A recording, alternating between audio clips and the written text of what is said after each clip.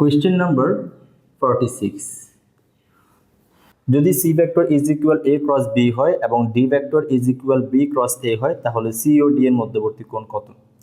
তো এটা তোমরা বেসিক থেকেই চিন্তা করো, এটা ইজিলি সলভ হয়ে যাবে। এটা কি দেওয়া আছে, যে প্রথমে একটা ভেক্টর দেওয়া আছে, মনে করো এটা হচ্ছে এ ভেক্টর আর এটা হচ্ছে বি ভেক্টর। তো যখন এ ক্রস বি মাল্টিপ্লাই করব, এ ক্রস বি, মনে করো এটা হচ্ছে এ ভেক্টর আর এটা হচ্ছে বি ভেক্টর, এ এটা হচ্ছে বি, তাহলে এ থেকে বি এর দিকে যাব, তাহলে এ ক্রস বি যখন করব এটাকে নাম দিব সি ভেক্টর। আর যখন বি ক্রস এ করব, তো এটা হচ্ছে এ ভেক্টর আর এটা হচ্ছে বি ভেক্টর। তো যখন বি ক্রস এ করব, B vector cross A vector, এটাকে নাম দিব ডি ভেক্টর।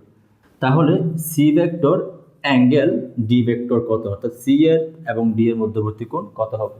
তো তোমরা বেসিক থেকে চিন্তা করো, যে ধরো এটা হচ্ছে এ ভেক্টর আর এটা হচ্ছে বি ভেক্টর, এটা হচ্ছে এ, এটা হচ্ছে বি। যখন এ ক্রস বি করব, তো এ ক্রস বি করলে কোন দিকে আসবে?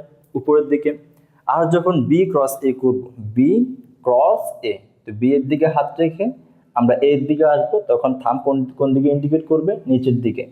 অতএব যখন এ ক্রস বি করি উপরের দিকে ডিরেকশন, আর যখন বি ক্রস এ করি নিচের দিকে ডিরেকশন। তাহলে উপরের দিকে একটা ভেক্টর আর একটা ভেক্টর নিচের দিকে, এদের মধ্যবর্তী কোণ কত হবে? তো এ ক্রস বি হচ্ছে সি ভেক্টর আর বি ক্রস এ হচ্ছে ডি ভেক্টর, তো এদের মধ্যবর্তী কোণ হবে 180 ডিগ্রি। তার মানে তোমার কাছে যখন তুমি ক্রস মাল্টিপ্লাই করবা, এটা এ ভেক্টর, এটা হচ্ছে বি ভেক্টর, তো যদি এ ক্রস বি করো ডিরেকশন যদি উপরের দিকে হয়, আর যখন বি ক্রস এ করবা ডিরেকশন হবে নিচের দিকে। অতএব এদের মধ্যবর্তী কোণ হচ্ছে 180 ডিগ্রি।